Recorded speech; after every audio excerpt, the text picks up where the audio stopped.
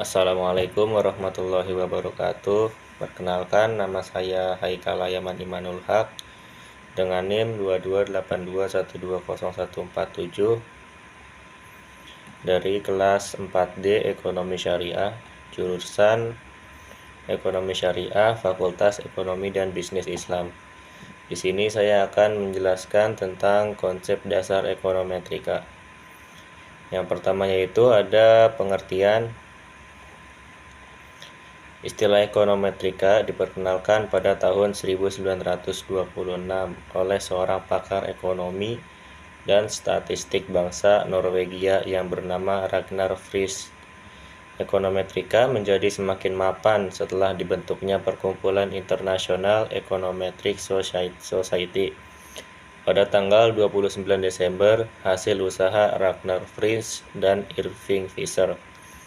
Ekonometrika merupakan alat utama yang digunakan dalam analisis ekonomi secara empiris. Saat ini, ekonometrika telah banyak digunakan untuk menganalisis berbagai fenomena dalam bidang ekonomi.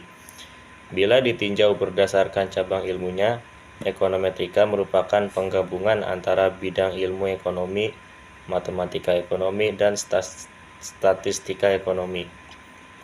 Selanjutnya yaitu ada metodologi ekonometrika. Yang pertama itu ada pernyataan teori dan penyusunan hipotesis. Ekonometrika dimulai dari pemahaman terhadap teori ekonomi, baik mikro maupun makro. Dari teori ekonomi ini disusun hipotesis. Teori ekonomi berkenaan dengan pandangan-pandangan yang menggambarkan sifat hubungan yang terjadi antara satu variabel dengan variabel yang lain dalam kegiatan ekonomi.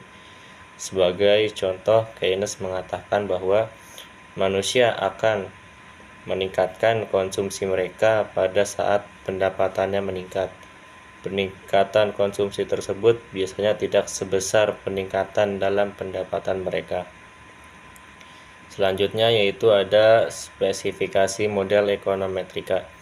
Salah satu aspek penting dari studi ekonometrika adalah membangun dan mengelaborasi atau mengembangkan suatu model yang dapat menggambarkan satu fenomena yang sedang dipelajari.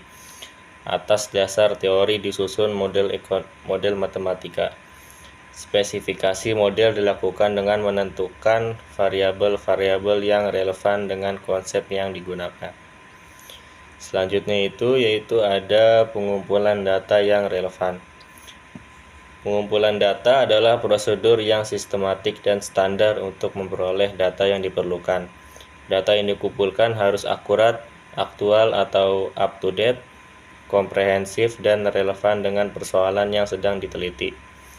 Pemahaman peneliti atas batas-batas studi akan dapat membatasi data yang harus dikumpulkan. Dan yang selanjutnya itu ada pendugaan parameter.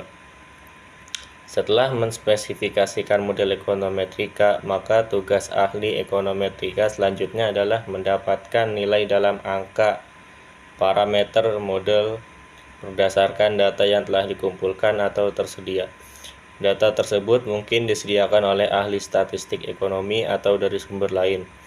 Penduga ini memberikan nilai-nilai empiris kepada teori ekonomi.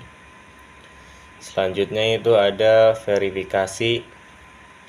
Setelah memperoleh penduga parameter, tugas ahli ekonometrika selanjutnya adalah mengembangkan kriteria yang cocok untuk mengetahui apakah penduga yang diperoleh sesuai dengan yang diharapkan oleh teori yang sedang diuji.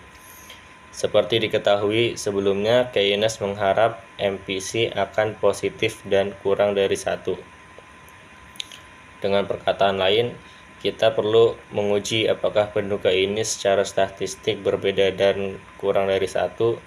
Apabila ya, maka hal ini mendukung pendapat Keynes, tetapi bila tidak berarti menyangkal pendapat Keynes. Selanjutnya itu ada peramalan. Jika model yang dipilih dapat memperkuat teori atau hipotesis yang diajukan, maka model tersebut dapat digunakan untuk peramalan. Model ekonometrika yang telah diduga digunakan untuk meramalkan nilai-nilai di masa yang akan datang dari variabel tak bebas atas dasar nilai-nilai variabel-variabel bebas yang telah diketahui atau diharapkan untuk masa yang akan datang. Selanjutnya itu ada jenis-jenis ekonometrika. Yang pertama itu ada ekonometrika teori. Ekonometrika teori berkaitan dengan pengembangan metode yang tepat untuk mengukur hubungan-hubungan ekonomi yang telah dispesifikasikan ke dalam model ekonometrika.